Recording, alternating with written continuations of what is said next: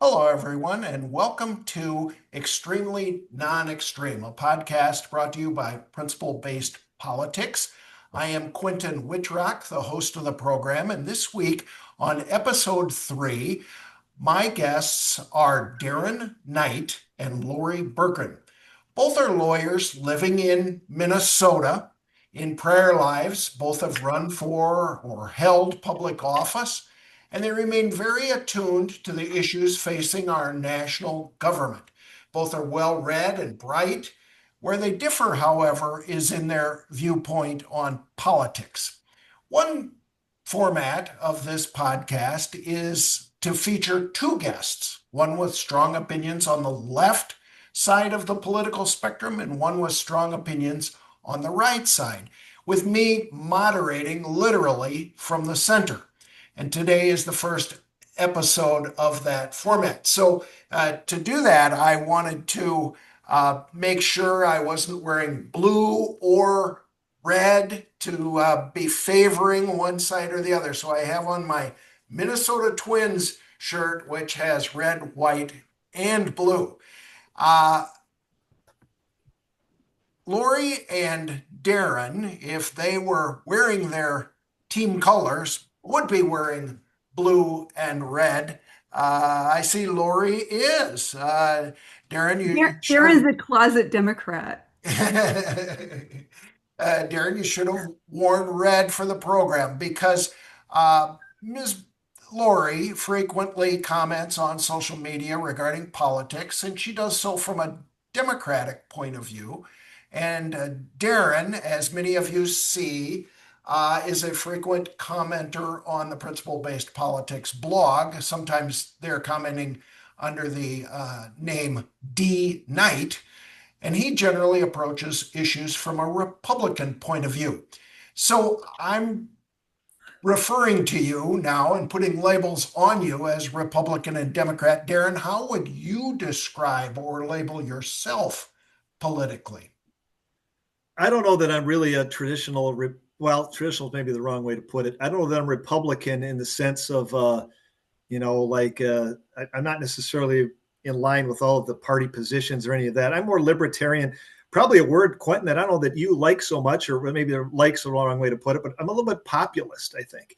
I'm kind of, when you do those, you can go online and you can do like a rating of what you are, and they'll ask you a bunch of questions and they'll put you on a chart.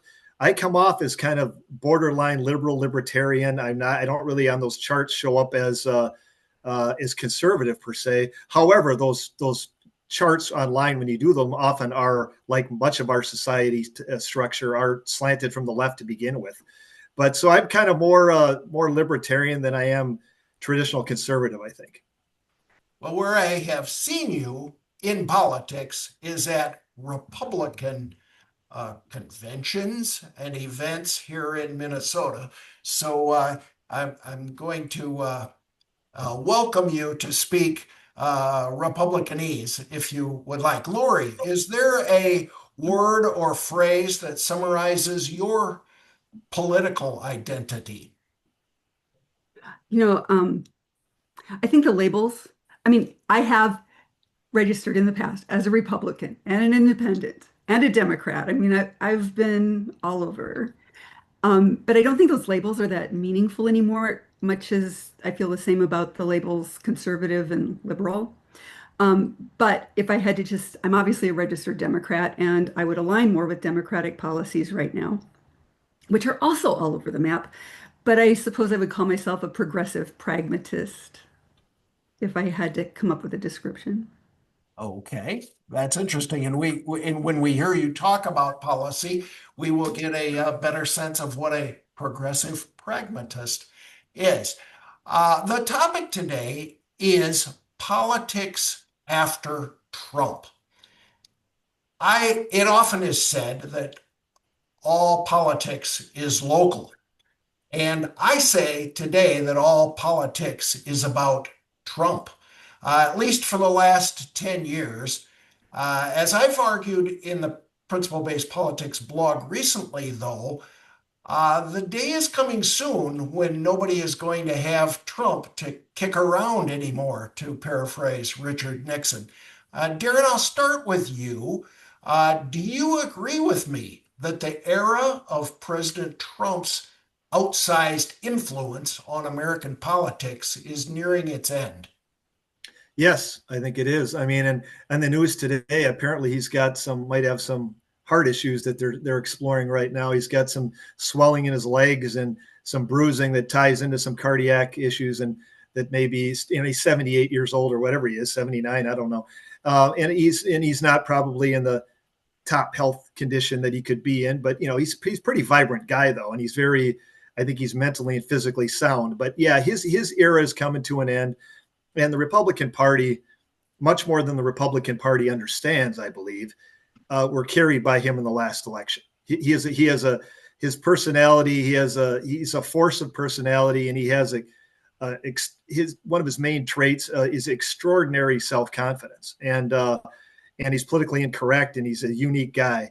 And I think that it's going to be tough, whether you like him or don't like him, to follow his lead. And so I think the party is going to, unless J.D. Vance or somebody like that can become as powerful as a force as him, it's going to be interesting going forward after his term ends. We'll talk about successors for Trump at some point if we have time today. Laurie, in my blog this week, I explore what I believe are the dire straits of the Democratic Party today, at least at the national level. I talk about the popularity of the party and what it stands for. Am I right in that assessment? The title of my post was something about being in a deep blue hole. Mhm. Am I right about that? I Everything's qualified, right? I think that I would say that you're right with respect to particularly public perception of the Democratic Party, but I think that and since I do agree with you in that, I think our opinion about that is not particularly meaningful unless we address the underlying reasons for it. And for me, and we would probably disagree on that part, but for me, I would say there's a lot of facets here, but I would say historically, the Democrats' primary difficulty is an absolute inability to message. They they are terrible at messaging. I mean, President Biden, like him or not, accomplished pretty amazing things during his term with the Infrastructure Act. And I mean, there were some amazing legislative achievements under Biden. Nobody talked about it. And it was like it might as well not have happened. And the worst thing is that Democrats didn't really talk about it. And then I think that that's going to get worse if they don't figure that out. But I also think one of the things that plagues Dems goes way back to the Clinton era, maybe back to President Carter even. Carter lost the rural vote with the grain embargo, and God bless him, he did that in an election year. So you can't say he wasn't courageous, but my goodness, that was a disaster of a political move.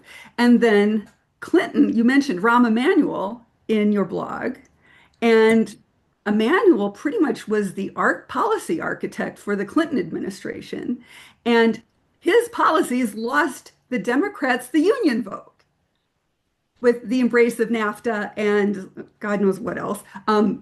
The three strikes law, that was all Rahm Emanuel. And so I'm like, one of the questions you have is what do Democrats do about that? Well, I would say ideally start acting like Democrats again. And Darren, I know that you and probably Quentin too would say Democrats have already veered very far to the left. I kind of disagree with that analysis, but I I think that we need to stop acting Republican light and let the Republicans finally articulate some real policies of their own because there Okay. haven't been any for a long time. And we'll talk a lot more about that. Darren, you somewhat counterintuitively seem more optimistic than I do about the Democratic Party's future. You made an interesting comment on my blog when you said Trump won the last election more than the party did. Cult of personality. And I'm quoting you. If Orange Man does not do very well and the country does not do well on all fronts, the Dems will take the House. As of today, the Republicans are the underdogs. The GOP better get aggressive again, or they will get smoked. Without Trump, the GOP may be weak and ineffective. Darren, do you stand by that assessment? And if so, aggressive in what way do you recommend for your party? The Republican Party has completely avoided, or whatever word, neglect is not the right word, because their policies, I think, would be better. They haven't gone into the blue areas in decades, literally decades. And the blue areas did not used to be 85, 90% blue. Deep cities did not used to be that slanted. And a hard blue area around the country, which with large population bases, they're 10 or 15 point Republican. Otherwise, they're now the city council races around the country are socialists versus anarchists versus Democrats. Republicans don't even run. And so, the Republicans need to go into those areas and they need to do better. But the Democrats have, my goodness, with all respect to Laurie, when she says, they always say they don't have the right messaging, they control the signals. I mean, they have all the power to message. I mean, Fox News is big and there's podcasts, but throughout my entire life, I've been living with 90% of the press score being pro-Democrat, anti-Republican.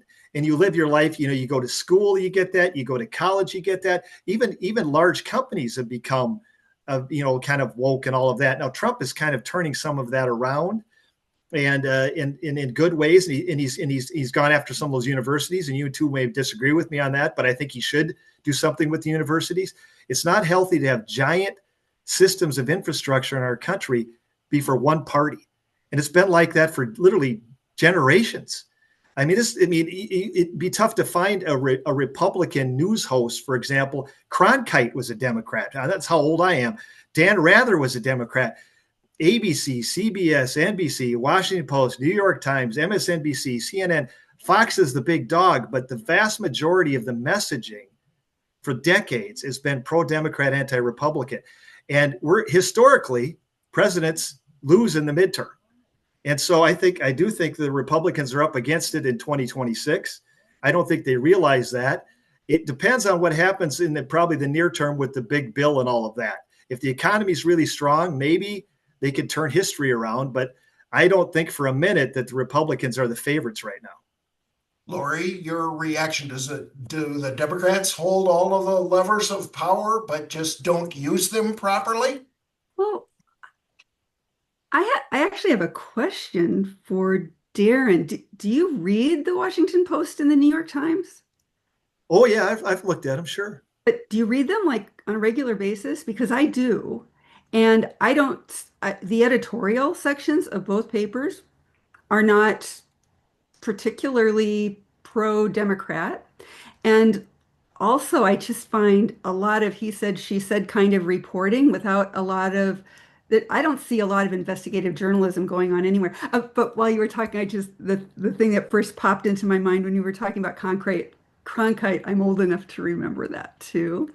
But I'm thinking Stephen Colbert's famous quote when he said, well, the truth has a liberal bias. So I got a comment in my blog one time from a guy who was probably watching this podcast, and he said there's a reason why all the smart people are professors and all of the professors are liberal. And Darren, I'm sure you have a comeback to that, but we better move along and talk a little bit about the Democrats. Laurie, do you agree that Democratic candidates will flip enough seats in 2026 to at least have a majority in the U.S. House of Representatives, if not the U.S. Senate? Um, so I would say that it's too early to make a guess at that, even though every single pundit in the world is bloviating about it with their prognostications right now. So I would say anything can happen. If the election were tomorrow, maybe I would hope so. And be nice if we could take the Senate too. I mean, I think what's happening in Washington right now is terrifying. And I mean, people are always talking about out of control government. Well, look no farther than the Trump administration. That's the attacks on civil liberties are unprecedented. I mean, I think what's happening right now is something we've never experienced before. And I would like to see House Republicans stop being such a bunch of toadies and stand up and fight back a little bit. Although Mike Johnson finally said something about the Epstein thing, which is kind of an interesting development lately. But I'm like, oh, good, he does have like one vertebra, possibly. All So, right, Darren, let's give so you I a don't know shot the here. answer. I don't know the answer to that question, and I'm not going to hazard a guess because who knows?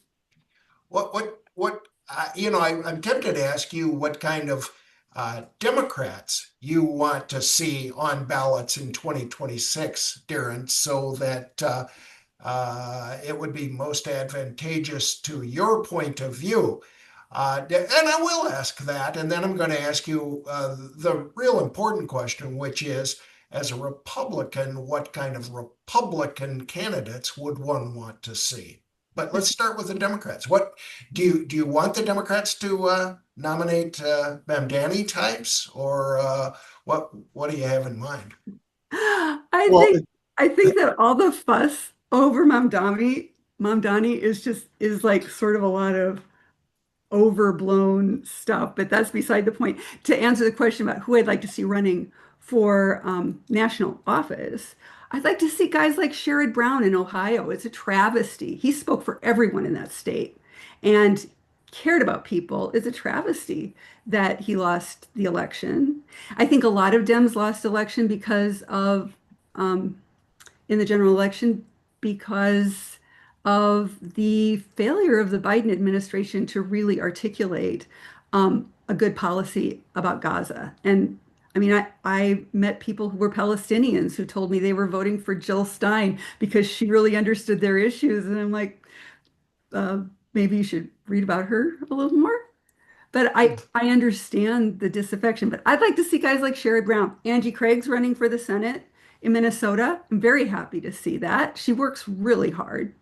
That's the kind of person I'd like to see. I think I love Jasmine Crockett, but I don't think we need a whole house full of her. I think I like that she just gets right in somebody's face and tells them how it is. Um, that I would just like to see people who put their heads down and get to work and know how to talk to voters. Darren, what do you think? What do you expect the Democrats to do, and what would you think would be easiest to defeat? Well, it'll be easier to defeat the really the ones that are just too far out on the left side. And I think we need less of the Jasmine Crockett's and the AOCs and the Mondamis. And I mean, I'm looking for, it's Team America to me. It's not Team Blue or Team Red. I'd like to see the era where Tip O'Neill could talk to Reagan. Even Clinton could work with some of the Republicans. We need to get back where there is a little more middle ground, so to speak. And right now the parties are so far apart that it's which Democrat. I mean, if you want to have certain Democrats win or run because it'll crater their party, I mean, I get that. Then you want the Mondamis, but he may be successful.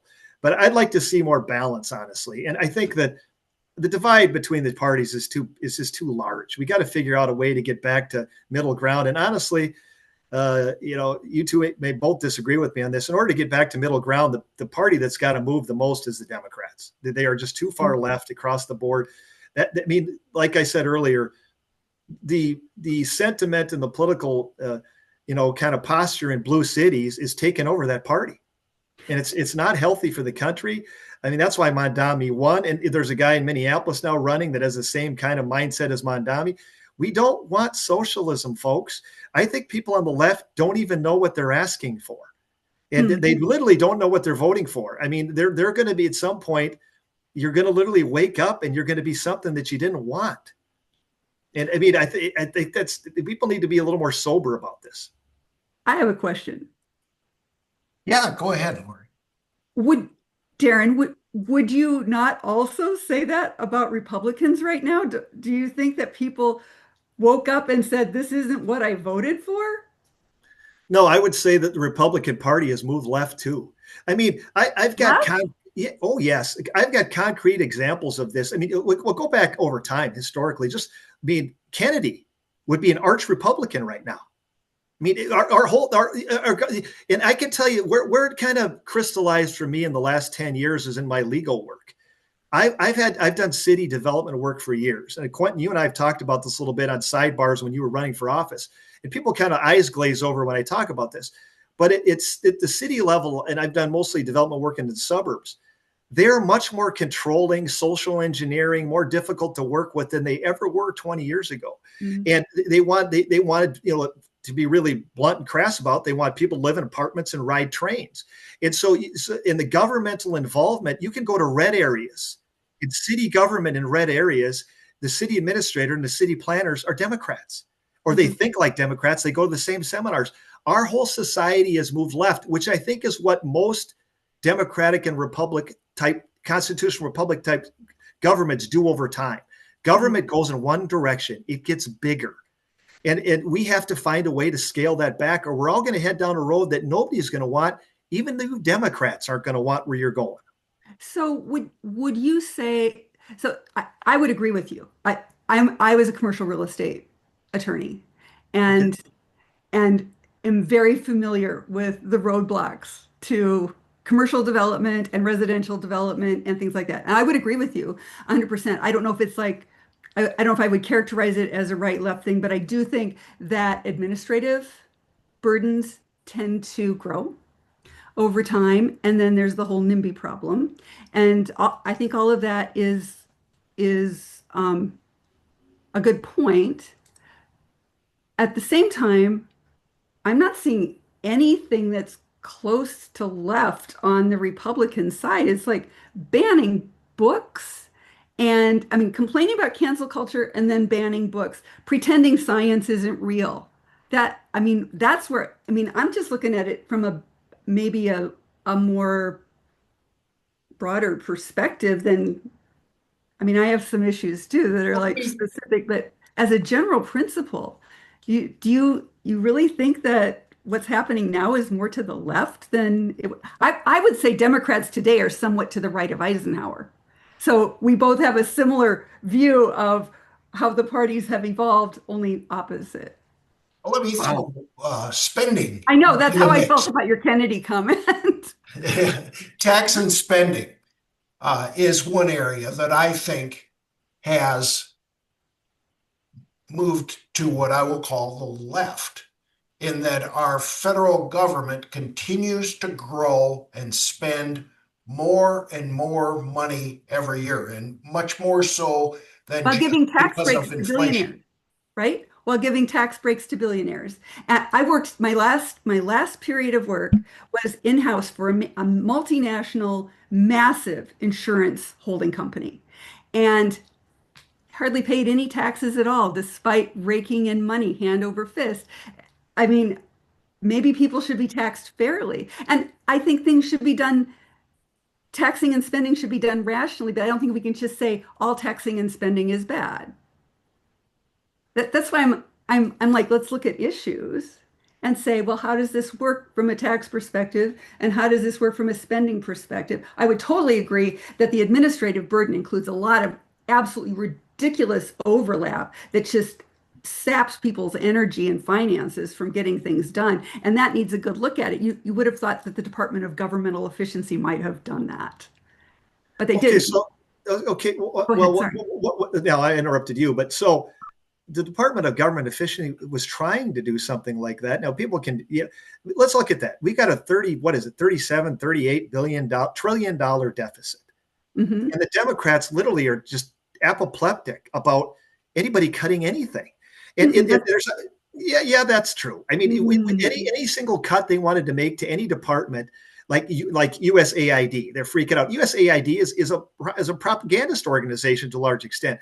It's so they talk about soft power and all that type of stuff, and they want to cut. They want to cut. Again, and I'm not trying to make you upset. They want to cut National Public Radio, which of I'm course not they. upset. Which they should cut because it's a propaganda arm. It I mean, is. of course it is. I mean, if you asked me about the New York Times, if you listen, drive around and listen to NPR. I mean, you literally cannot find a Republican on NPR hardly ever. Also, unless they put David Brooks on. And David Brooks is not a Republican in any real sense. I mean, the size and scope of government, whether it's city, county, state, or federal, has just gotten completely out of whack. And if we don't, we're going to have to. This is what nobody wants to say.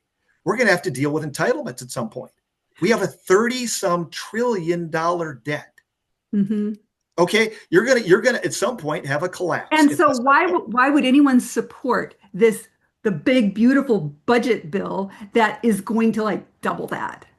It's not doing one single thing that's efficient and slashing and burning governmental agent. USAID also did a lot of really great things. So I don't think any Democrat is against making things more efficient. I've never heard anybody say that. I think that's just like a talking point. But you don't just go in and say, we're just going to fire half these people without thinking through what the consequences are. I would have totally supported what Doge was doing if they had taken a rational, systematic approach to it. And it was ridiculous. There's no rational, systematic approach that the Democrats would accept, period. There is.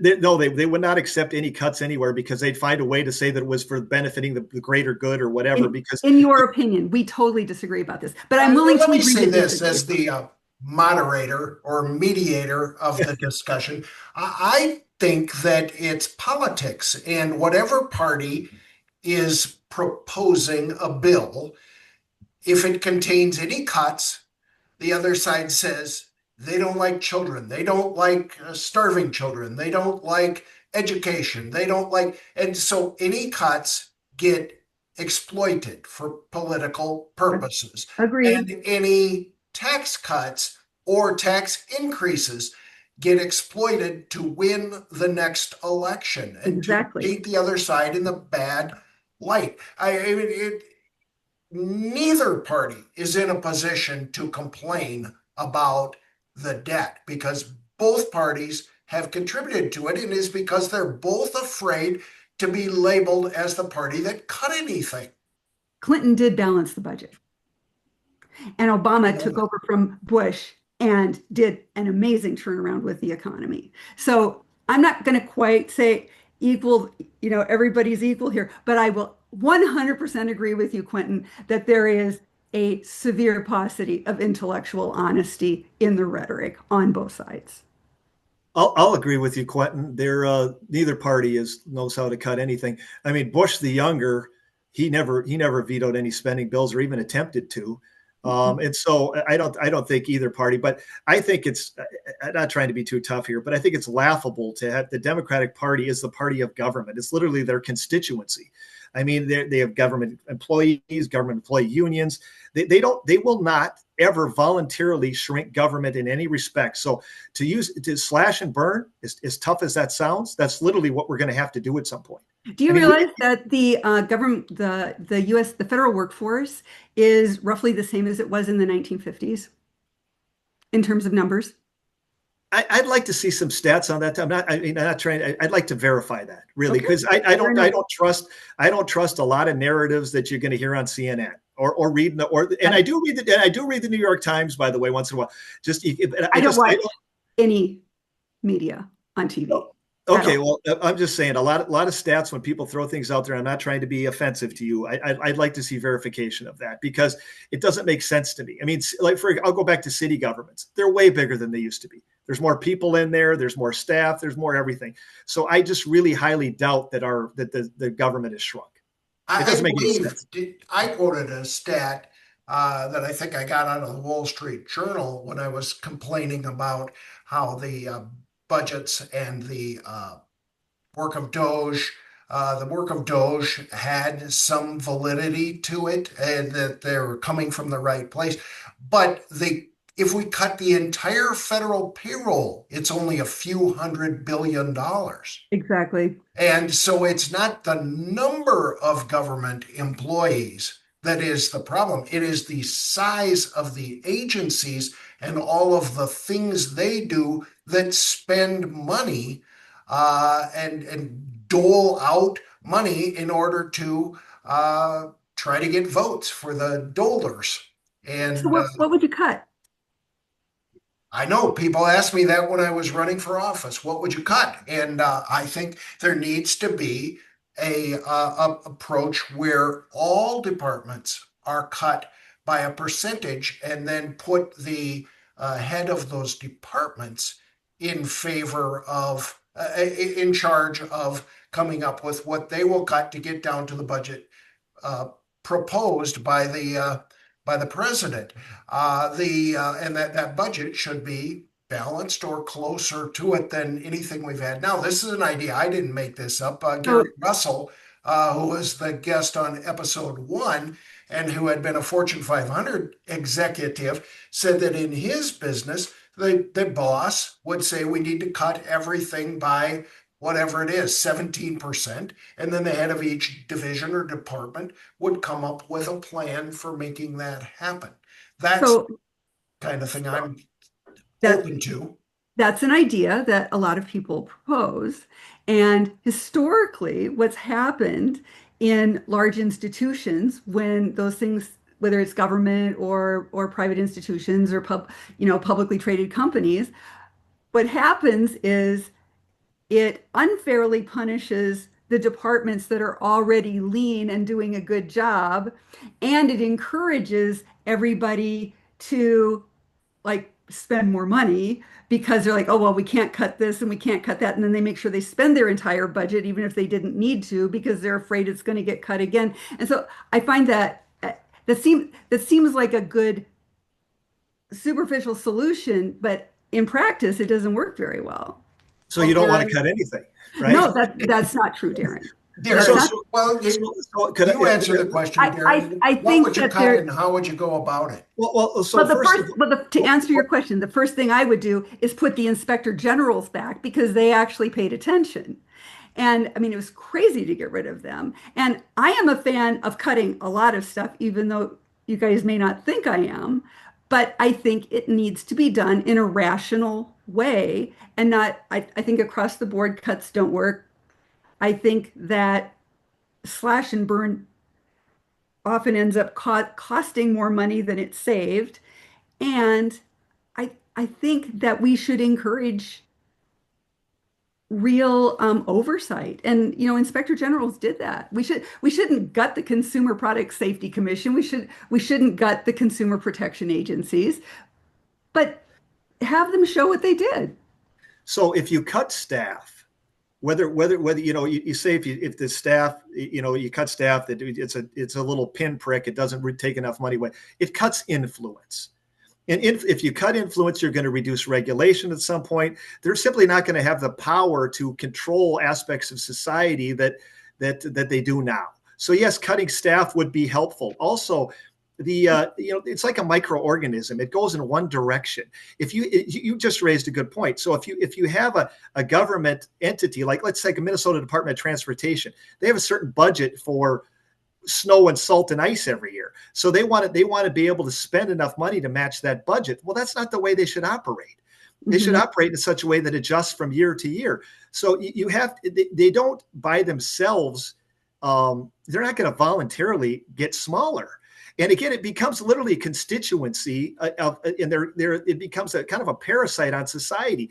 You have to do tough cutting, period. Across the board, you got to cut staff. You have to cut their power in terms of their ability to do things. And we're at a point now where, at least the federal level, we don't have any choice.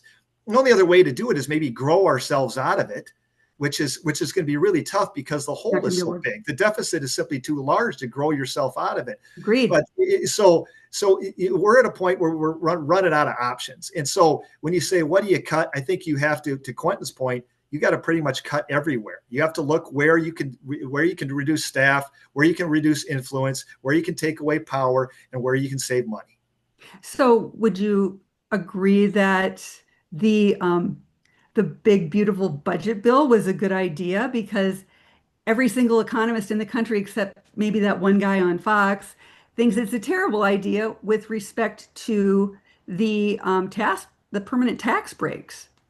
I'm not a big fan of the BBB. It's too big. Again, I'm a small government guy, but those inspector generals and the Congressional Budget Office and all the professors around the country, Laurie, they all slant left. Okay, I mean that's just I that don't care where they slant as long as I do because they have a certain philosophy, and their philosophy is always pro-democrat, pro-government. So there should be no inspectors general? I think we have to get balanced ideologically. I really do. I mean, if we have inspectors general, we can't have the Congressional Budget Office. Everybody knows that's objective about it is always slanted to the left for the last 20 years. And so we have to find a way to get ideological balance. We don't want to be all Democrat or all Republican. So but we can't have we can't have agencies run from one direction. You're the two perfect guests to talk about the center. I hear both of you complaining that the other side has moved too far. In the Republicans' case to the right is what Laurie's saying, and Darren's saying that Democratic Party and the whole structure has moved to the left. And so I hear, as a centrist, both of you arguing that we need to get back to the center, perhaps, or at least get the center where it should be. And how can we define that center, and how can we, aren't there things in that center that all of us agree upon? Not everyone in the country, but that all smart people agree on. Well, last year there was a bipartisan immigration bill that satisfied pretty much everybody, and Trump tanked it. So, for his own self-aggrandizement, apparently, I don't know. But I mean, what do you think the center is? Do you think that was really it was bipartisan in a sense that there was people on both sides in favor of it? But what has happened with the border since this guy became president? For the first time in a long time, it's completely under control. Now, people can talk about, rounding up people, and, I don't want people rounded up. Again, I think people that have come here and worked hard, I think they should stay. So I have a little different view than some people on that. I don't care if you use amnesty or whatever the heck word you use. I could care less if they're here and they're producing things. But at some point, you do have to have a controlled border, and you're going to have rules. And he's done that. And he was able to do that by the way, when Biden said that he couldn't without that bill that you wanted passed. And by the way, that bill that you wanted passed, again, it had some. It wasn't as balanced as people make it sound like it was. And so the guy controlled the border. I mean, you can't really argue that. And so now we should. If he controlled it or not. I just know that he's behaving like a fascist. I don't think he's deporting people, close sending to a people fascist. to this facility in El Salvador and Sudan. That's appalling. Without any kind of due process, you're a lawyer. How is that okay with you? There's a due process. If you have an illegal alien, and yes, they're illegal aliens, that's still in the federal code. Nobody wants to use those words. That's not politically incorrect they're illegal aliens, and they have criminal records. Yes, they should go back to where which ones have criminal records? The ones that, except for the ones who don't have criminal records? How does anybody know unless they have some sort of hearing to determine? You can't just say you got a criminal record. Who was it in the Trump administration? It was a couple months ago. He said, well, yeah, they might not have criminal records, but the fact that they don't have a criminal record is proof that they're criminals. Like, what the heck is that? So let's see if we have, despite the disagreement, let's see if we've one point of agreement. We need to control the border. The Democrats had a bill that would have controlled the border, and President Trump tanked it. That was a bad thing. I agree with you, Laurie. That was a bad thing to do that for political purposes. But he has controlled the border. Can I say one other thing about that? So, Darren, you were talking about the illegal aliens. Part of the problem that bill would have solved was providing a path to citizenship, because now under the current, under the law that's been in place for however long. The problem is somebody comes here and they're illegal, and then they go to their immigration hearings, and it takes so long to figure out what their status is and where they're at. And so there's not they're in this kind of limbo area for a long time. And one of the things that bill would have taken care of was straightening out the administrative confusion about what people's rights were and what they needed to do and where they could be. I mean, people aren't illegal if they're coming here for amnesty.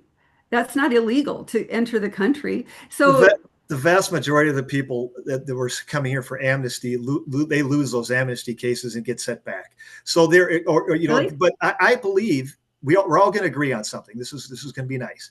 I believe in a path to citizenship. And I don't, even if somebody ran across the border 10 years ago and they're working hard and they got it, I think we should let them stay under. I think they should like pay a few bucks or figure out some parameters around that. But I'm fine with that. A lot of Republicans disagree with me. I could care less. I think those people are good people and they're fine. There are a lot of thugs. And I mean, what happened was it got so completely out of whack and out of control under Biden that now we're back, and are we overcorrecting? Maybe a little bit. I don't know. But I think we should be careful, Laurie, about using the word fascist. I mean, most of the dictators around the world are from the left. They're not from the right. Which ones exactly? Oh, Cuba, Venezuela, China, Russia, Iran. These are Russia? giant. Russia is from the left? Of course, the Soviet Union was a gigantic. Bear with me. You have a gigantic government model, a socialistic communist model, and a dictator takes over. Venezuela is a great model of that. I just named all of the bad ones around the world, and they all started on the left. Hitler's party was the National Socialists. They weren't the National Republican.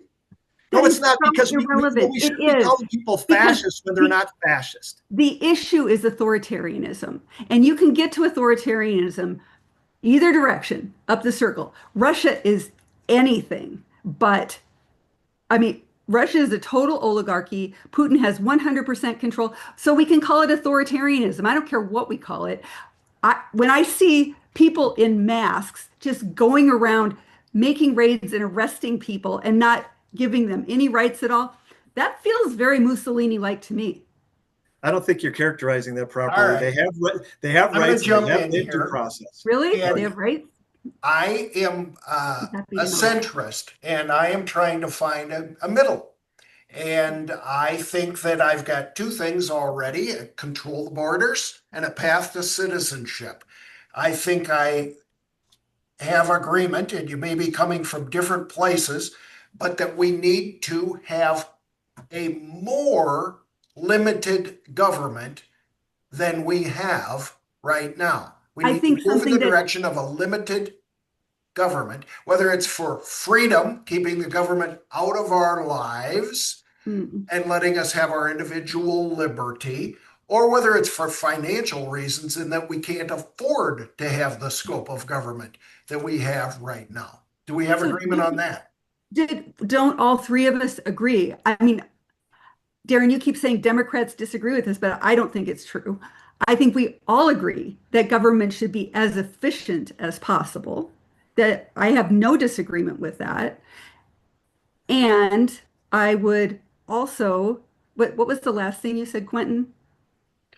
Well, You're talking about a more limited scope of government, whether it's for financial reasons or freedom reasons.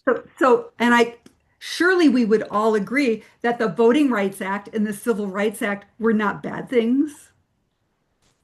I would hope we would agree that the Voting Rights Act was a good thing. And I would hope we would all agree that gerrymandering is a really bad thing. And it has led to nothing but really extreme, Republicans, sorry, Darren, but gerrymandering, particularly in the South, has just created this situation. Situations where people who are moderate and centrist can't even win a primary. I think we agree on the limited government, all three of us. As to gerrymandering, both parties have gerrymandered all over the place. Massachusetts, even Massachusetts, my middle kid was out playing college football out east at a small D1 college out there, and he was at. I went out to Massachusetts several times. You get out of Boston, Massachusetts has red areas, and so I think all 9 congressional districts in Massachusetts are Democrats. I think there's one that's a Republican. Oh, well, I mean, so both parties have done this, and I don't know. We need to maybe find a way to make that more, neutral and objective. Sadly, the Supreme Court said it was okay. Well, I mean, okay, but I'm just saying, I'm just saying both sides have done that. Yeah, no one should be doing that. No one should be lawyers, and or at least have been. I'm not anymore. But I've heard said about lawyers, if you're not cheating, you're not trying. Not true. I'm not okay with that, and I don't think either of you are. And I've also heard said, 2 wrongs don't make a right. Correct. And I think we would all agree with that. So I want to eliminate from the argument, well, the other side did it. The other side did it more than we did. I don't like talking about what the other side did. I want to focus on where we are today and how can we serve the people in the center of the country, which I think is many more people than anyone believes. I would agree with that. I will say that some of what I'm reacting to is that, I mean, Quentin, you started out talking about Democrats being viewed as the extremist party here, right? That's in your notes for this episode. And no similar comment on the other side. So I'm reacting now to what I've been hearing through this whole call, which is from both of you, really. Democrats are, I mean, all big spending, are never going to cut anything. Republicans don't cut anything either. So I would like to get away from that and talk about what does work as opposed to throwing mud. And I will agree to stop pitching mud if both of you also do. Well, I'm not trying to pitch any mud, Laurie. Where I throw a lot of mud is in my views toward the Republican leadership. Well, we could all agree on that, right? And even Darren refers to the leader of the Republican Party as Orange Man, and often has said he does not like Orange Man either. But what it's easy to find fault with the leadership in Congress as well from the Republican standpoint. But I'm talking about, and I started to ask Darren, what kind of policies then and candidates should the Republican Party put forward to get to these things without being so subject to criticism because it's Trumpism? Well, let me talk. So, Orange Man, I don't personally. It's not like I wouldn't want to necessarily hang out with Orange Man. He probably wouldn't want to hang out with me either. I just find the guy to be too egotistical and he brags too much. But in terms of some of his policies, I think he's doing some pretty good things. I think he's doing some good things on the border. I'm not sure where this tariff thing is going to go. So I'm not sure about it's upside down or backwards, but the economy I think is doing a little better than it was before. And a lot of the numbers are saying that. And you know what I like about Trump, which you guys may think is kind of interesting, how transparent Trump is. And I just like the fact that we've got a president who can function. I mean, we talked about, Laurie talked about Biden and that bill that he passed, which, the Anti-Inflation Act, which actually was an inflation act. I don't know what Biden did that was productive, but in terms of what Republicans that I would like to see, I'd like to see kind of the populist type Republicans. I like Rubio. I like Vance. I like people that are willing to take kind of a more libertarian slant and a pro-American slant. Frankly, I don't think we need to be shy about being pro-American. And also, I think that the thing about Trump that's most refreshing to a lot of people, even though it's disagreeable at times, is I don't like political correctness at all. Political correctness hinders the ability to talk about things. It hinders the ability to solve problems. And one of the things that's so refreshing about this guy, like him or hate him, is he's not politically correct. And I think it's very important as we go forward, we try to get rid of some of that political correctness, which once again, sorry, Laurie, that's from the left more than anywhere else. And it's not healthy. Laurie, No, I'm I going would to give agree. you the last word here. I, Uh, I just want to agree with Darren for a minute. Go ahead. Can I just want to agree with Darren for a minute. I agree 100%. And it sort of goes to the messaging issue for me that Democrats have been distracted by that whole woke business. I do think that there's been a backlash that's equally stupid on the other side and misguided, where it's like you can't complain about cancel culture and then go banning books. It doesn't make any sense. But I think that was a distraction. And I think that I'm not sure how much of that actually ended up in policy. It mostly showed up at universities and stuff. But I agree, it's a distraction. I think while I am very much in favor of LGBTQIA plus rights, I think all of the focus on it was a huge distraction. I have relatives and some good friends who have the misfortune of being trans and have suffered immeasurably for it. And I have nothing but sympathy for those people. But as a policy position, I think that it just made Americans feel like no one was paying attention to the fact that they can't buy eggs.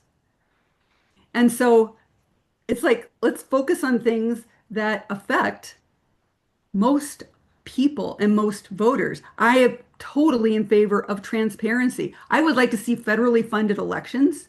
I would like to see like the Canadian model where you have a short election season where you're not having people in the House campaigning 1 month into their 2-year term. I mean, I think there's so many things that could be fixed. I would like to see the Truth in Broadcasting Act brought back. A lot of things I would like to, oh, I would really like to um, see us go back to the model where I mean, there are now like 6 media owners who own almost all of the broadcast and print media in the country. I would like to see us go back to that FCC rule where if you own broadcast media, you can't own print media, where there's independent journalism and independent news organizations. I would like to see all of that. And I just, I think that the way the media functions right now, it's just this 24-hour news cycle where it's just blah, blah, blah. And and they want clicks. And I don't see a lot of real on the ground investigative reporting on much of anything. Darren, I'm going to throw out another comment you made on my blog. You said the GOP is now the party of the regular folks, and the Democrats are the elites. Uh, is that a problem? And will that persist after Trump? Can the And is it Republican true? Party continue, Darren, to be the party of the regular folks? Well, I think that Laurie brought up oligarchs and all that. The last round when Trump was ostracized and Orange Man was all beat up after his during his first term and after his first term. The Facebook people and Musk voted for Biden. I mean, most of the really elite, wealthy people were pro-Democrat, voting Democrat for when Biden got elected. A lot of them have flipped, by the way. I think they flip out of convenience. And so now they're buddying up to Trump. A lot of them are buddying up to Trump. But in terms of, there has really been a populist message with Trump and Vance. And more African Americans have voted for Republicans than in the past, more Hispanics. And so, now the Jewish folks are starting to vote more for Republicans because of, the foreign policy with Israel, which is not necessarily an elitist issue. But so I think some of the more blue collar type folks, the regular folks who I want to hang around with those people more honestly than lawyers. No offense, Quentin and Laurie, but I mean, those are good people. They are now shifting a little bit more towards the Republican Party. I think that's a common known, everybody's saying that right now.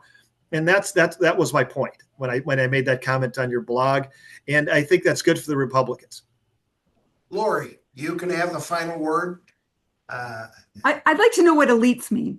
I'd like to know what we classify as elites, because from my view, I think that's like media nonsense. It's a talking point that's been growing since Reagan, trying to make people on the left, oh, because we're so educated, we're elite. Well, I don't think education is a bad thing. I'm sure neither of you think education is a bad thing. I kind of like fact-oriented analysis.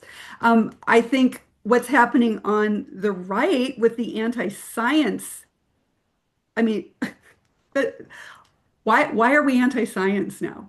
Can I say one? Can I Is interrupt that a one leap? thing? But Yes, sorry, Quentin. I know you said last word to Laurie, but I don't know because people might disagree about the effects or ramifications of climate change or something. Doesn't make them anti-science, but that's one of the big issues nowadays. It might be science or anti-science, but is it healthy, folks? And this is not. No offense to anybody. This is not debatable, in my opinion. Is it healthy to have universities where 75, 80% of the professors are Democrats? Is that healthy? No, it's not.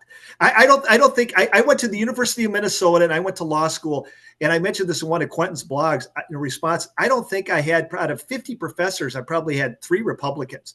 And that's just the fact of life. That's not because they're wiser than us or more intelligent than us or more educated than us. I don't know what the reason is, but it's not healthy. well, Just isn't. probably because they do more scholarly work and they aren't stuck, especially on the science side, they're not stuck in some ideological approach to science. I would hope that the science people are not stuck in ideology. And climate change, I mean, it's pretty hard to rationally deny that there's climate change. Well, there is Darn. climate change, but you should look at the EPA website. I did this a few years ago for a Toastmasters speech. And I'm not going to pretend to be a scientist for Lord's sake, but the earth warms and cools and does all kinds of stuff for all kinds of reasons. And so are we contributing in some small effect? Perhaps we are, but it's not anywhere near as overblown as the left makes it. I mean, every time there's a storm, they talk about climate change. And if you really dig into the stats, there's a whole lot of scientists, Laurie, that kind of hide in the bushes because of, again, political correctness, that don't agree with some of the folks on the left on this. I mean, Do you know any of these scientists? oh yeah, there's studies of them. I Yeah, mean, I do mean, I you don't know them personally? no, I don't know them personally. I No, do. okay, well, that doesn't mean that the ones you know personally have a corner on No, anything. My but point. but they are. I mean, the crazy thing is to say that scientists agree on anything. I mean, they're worse than lawyers. And so, I mean, there are plenty of things that are true. And to say that weather events and climate are two different, we don't need to get into arguing about climate change. But the reason you're maybe finding more Democrats at the university level is because Democrats are not ideologically saying climate change doesn't exist and COVID was a hoax. Yeah, I hope that we can stop there. I do want to have more of this discussion, and I think you have both won yourselves a right to be invited back. I will definitely invite both of you back, and we maybe will have it with other partners, or maybe the two of you. But I want to thank you both from the bottom of my heart. I'll talk to you both offline about your thoughts on how this went. But from my perspective, this went beautifully, and I thank you very much. Next week, in episode number 4, we're going to have a different approach. We will have 2 people from the Democratic side of the ledger, both talking about where the Democratic Party goes from here and how it can get out of this hole that I describe in my blog this week and will again next week. I have a lot of thoughts about how the Democratic Party can climb out, but that's not for me to say because I am not a member of the Democratic Party, and I am just offering free advice from the center. Thank you both for contributing to the conversation today, and we will see you all down the road. Nice to meet